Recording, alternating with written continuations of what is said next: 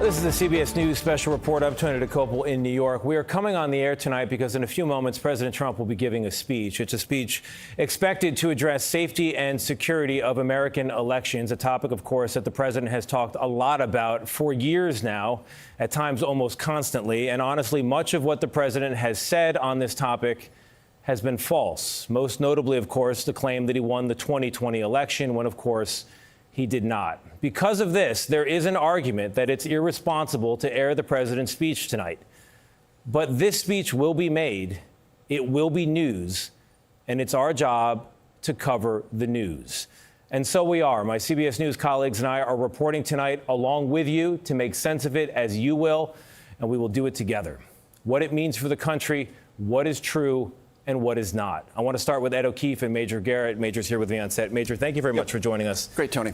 So we got a briefing from a White House official who told us this is not going to be a speech relitigating 2020, nor is it going to be a speech in which the president alleges that votes were changed back in 2020. So if you take those two things out, what's he likely to say? There are two important things that I think reasonably to our viewers, Tony, will cause them concern and alarm.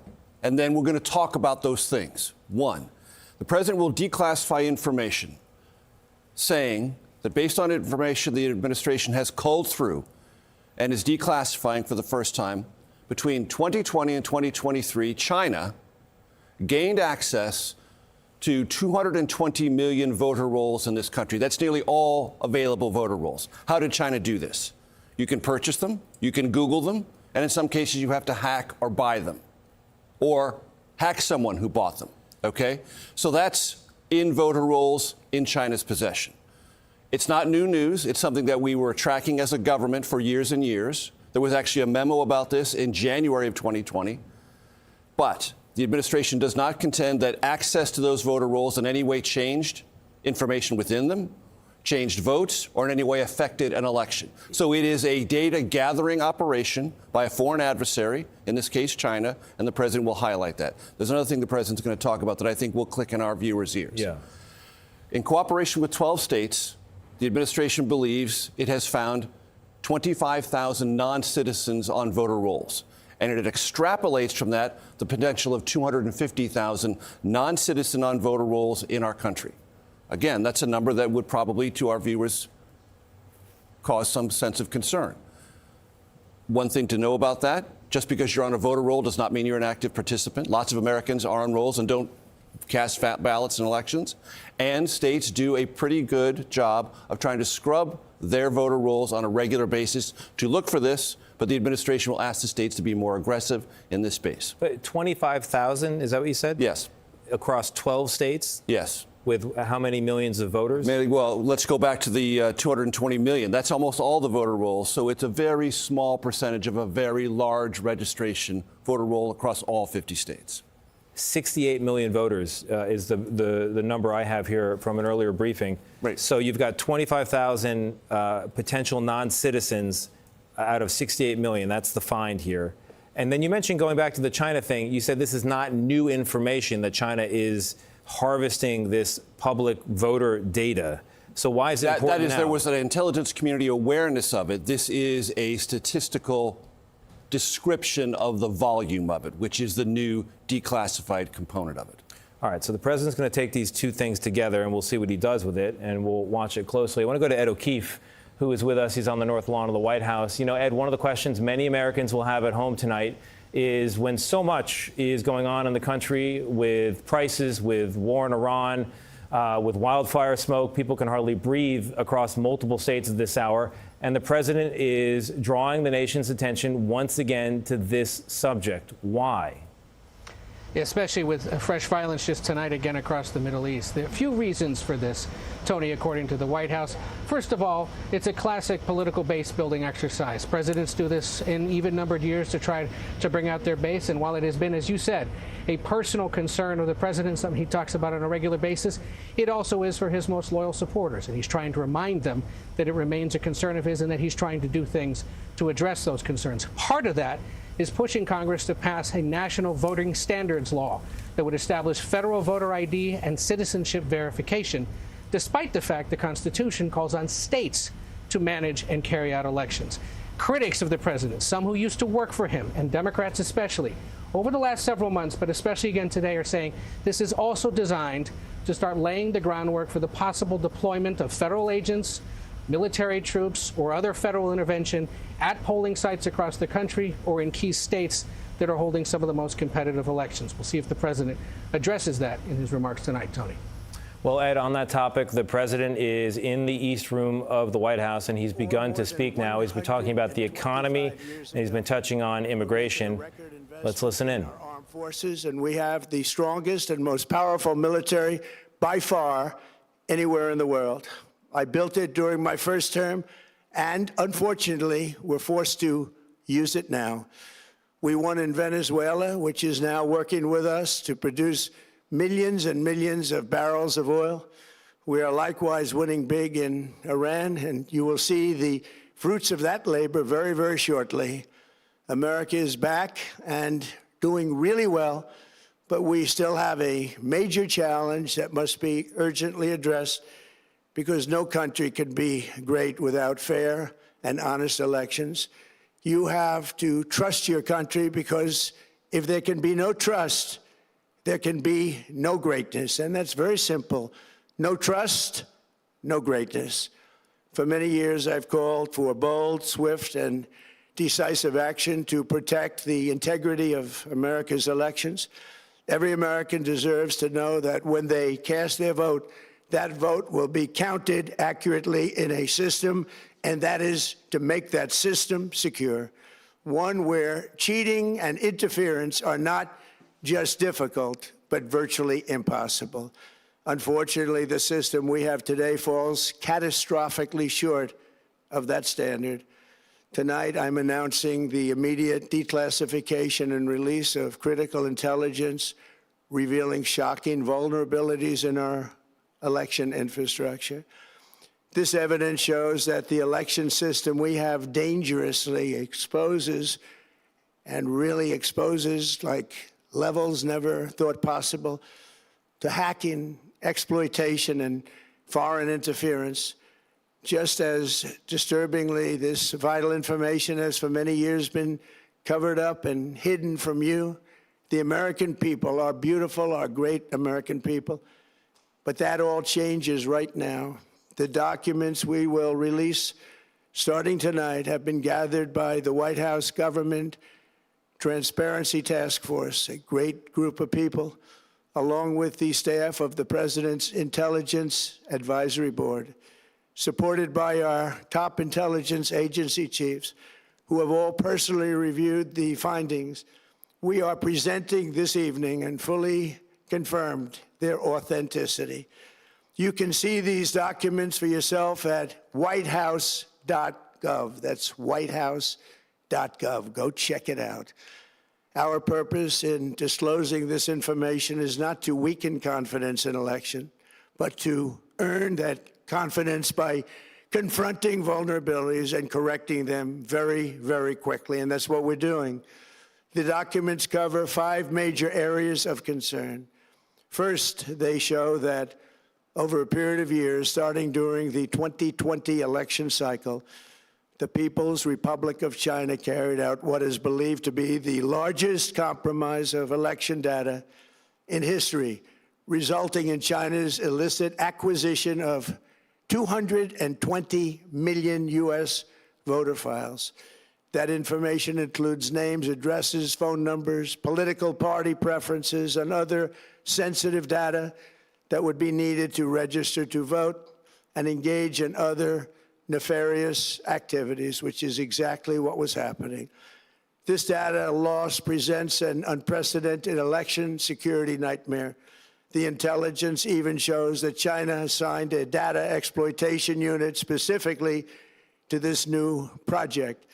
Compounding the travesty, the second set of documents we are releasing reveals that members of the deep state, very, very famous group of people, in many cases, in our intelligence agency work to actively suppress and downplay information about the extent of China's sinister election meddling.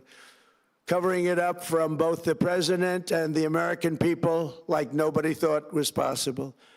U.S. spy agencies began learning about the compromise of voter registration files in 2020 when they discovered that tens of millions of voter data, think of that, tens of millions of voters' data in 18 states have been bought, stolen, or hacked by China. Yet those responsible for sounding the alarm instead kept the information secret and hidden. They did not disclose to me as president or to anyone else, and to the best of our knowledge, they did not inform Congress. In fact, all they kept saying is, this is the most secure election in the history of our country, a standard, very pat line that was divvied out to say. The cover-up of this colossal security breach is even more disturbing in light of the additional information showing that China engaged in other election-related activities to undermine my first administration and our 2020 campaign. They did not want, and they just didn't want it. They fought like hell not to have it, Donald Trump, to win, and for good reason. As the documents we are releasing show, CIA reporting explicitly stated, and I quote, in mid-2018, the Chinese Communist Party's policy was to leverage all domestic and foreign elements that were opposed to the U.S. president in an effort to reduce the U.S. president's votes and make him resign or prevent his re-election. Isn't that nice? Also, in mid-2018, China was working to influence the results of the U.S. midterm elections and later the results of the 2020 presidential election itself. Separately, in mid-2019, the Chinese government's strategy against the United States was focused on undermining domestic confidence in the U.S. president. They wanted to just make you sound like your president wasn't so hot, when actually your president has done a great job, and they did everything possible to do exactly that. Going on, this document says, and this is by the CIA, the strategy included efforts to use Chinese contacts with big U.S. companies to influence U.S. business leaders to turn against the President of the United States of America. The Chinese government sought to identify U.S. journalists who had reported negatively on the U.S. president and pay them large sums of money to write more negative articles about him, as many as they could, and they didn't care what they said. The Chinese government wanted U.S. president to lose the next election, and the reason they wanted me to lose is because they knew I was wise to them, charged them billions and billions of dollars worth of tariffs, and built the strongest military anywhere in the world. We have the strongest military anywhere in the world.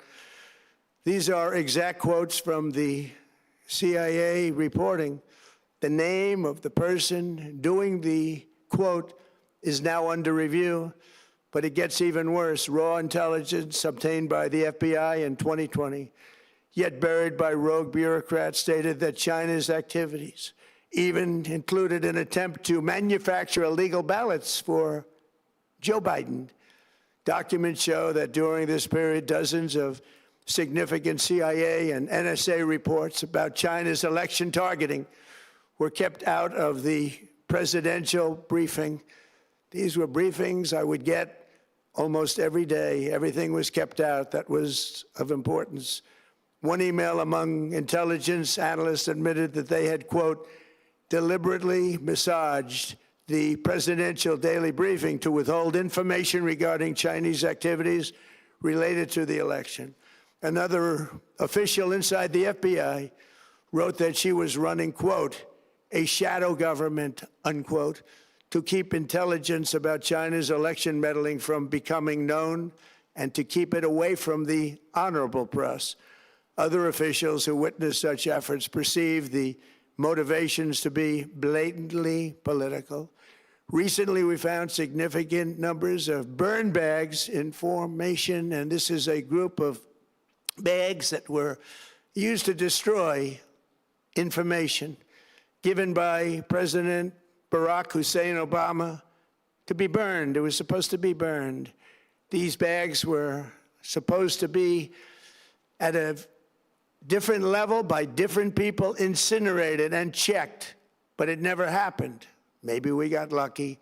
We believe this was not done on purpose, but rather through gross incompetence of the people that were supposed to burn the bags. But the findings are stunning.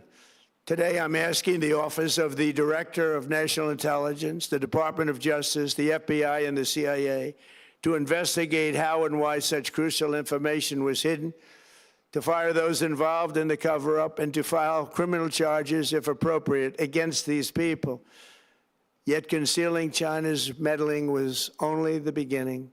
The third set of documents we are releasing proves that for many years, Americans were blatantly lied to about the security of our election infrastructure, including electronic voting machines and ballot counting systems, dishonest, almost all. They're vulnerable and they're easily compromised, and people within our government knew that. Tonight, we're publishing a series of previously classified U.S. intelligence community assessments and other reports proving that our government has long known these machines are extremely exposed to attack. As one assessment states, we judged that the United States adversaries, including at a minimum Russia, China, Iran, North Korea, as well as non-state groups, have the capability to compromise U.S. election infrastructure. That's unquote, but that's some statement, isn't it, made by supposedly great patriots of our country. The document goes on to further state that, quote, we assess that centralized election-related data repositories, such as voter registration databases, poll books, and other official election websites, are most vulnerable to exploitation, and adversaries could use this access to these systems to disrupt election processes within the United States of America. Tonight, we're releasing all of those findings, and spanning from January 2020 to June 2026, this is a cyber threat aimed at the very heart of our democracy. Many people have questioned whether it could actually be possible to electronically manipulate vote totals or change election results on these terrible machines. Today, we are releasing documents that show the CIA obtained reporting of a specific plot to do a big number in favor of the corrupt Maduro regime in Venezuela. And that's exactly what happened, conspiring to digitally rig their own country's elections in 2020, and that's what they did. This reporting included precise details about methods to regime develop to digitally alter vote totals in ways that could not be detected even with an audit, no matter how deep they went. This intelligence underscores why we must take urgent action to ensure that our own system can never, ever be hacked or compromised like it was in the past. The fourth set of documents reveals that even when significant evidence of fraud has been detected, it has been buried and covered up. Among the disclosures tonight are FBI files detailing evidence of alleged fraud by a large-scale voter registration operation in Michigan. In 2020, Michigan State Police raided a Democrat Get Out the Vote organization, corrupt group in Muskegon. And we're so concerned by what they found. They were just so concerned, they couldn't believe it, actually, that they contacted the FBI in Detroit.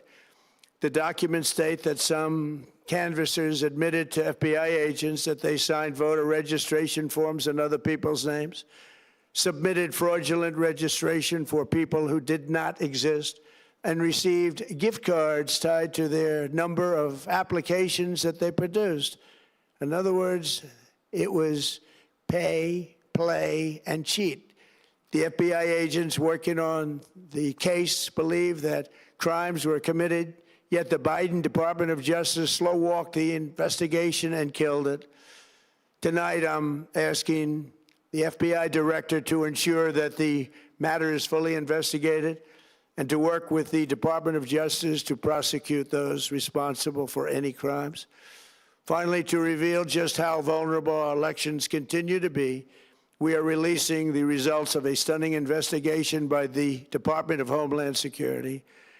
According to the DHS review of state voter rolls and public records, they identified approximately 278,000 non-citizens who are registered to vote in federal elections. Since Democrat states refuse to share their voter files, the real number is actually much higher than that.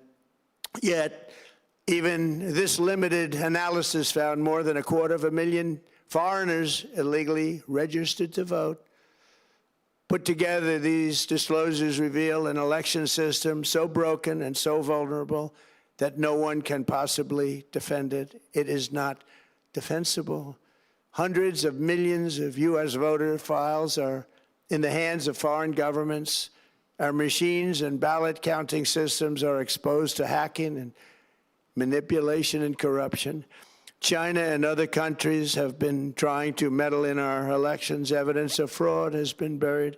Hundreds of thousands of non-citizens and dead people are listed and active on the voter rolls, and yet we still have elections with no voter ID, no proof of citizenship, and tens of millions of ballots floating aimlessly through the mail. As one example of the insanity, California's recent election for mayor of LA and governor was held on June 2nd, a long time ago, but it was just completed a few days ago on July 10th. Think of that, much more than 1 month.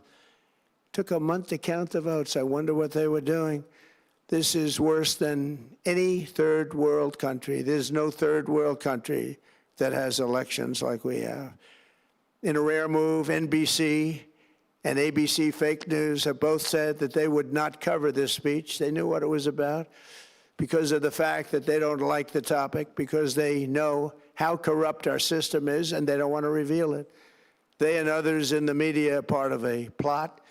They want to continue this fraud for whatever reason. They want to keep it going. They want to protect the radical left. They can't have a great country, and that's true. You can't have a great country without free and fair elections. Fraud like this should mean a revocation of their licenses. They use our public multi-billion-dollar in value airways for absolutely no money. They pay nothing. All we want is honesty in our elections and honesty in reporting. They pay nothing for multi-billion-dollar assets. Great damage has been done to our country. Our elections. You've been listening to President Donald Trump in the East Room addressing what he says is what is necessary to secure American elections. I want to go back to Major Garrett here. You've been listening along with me.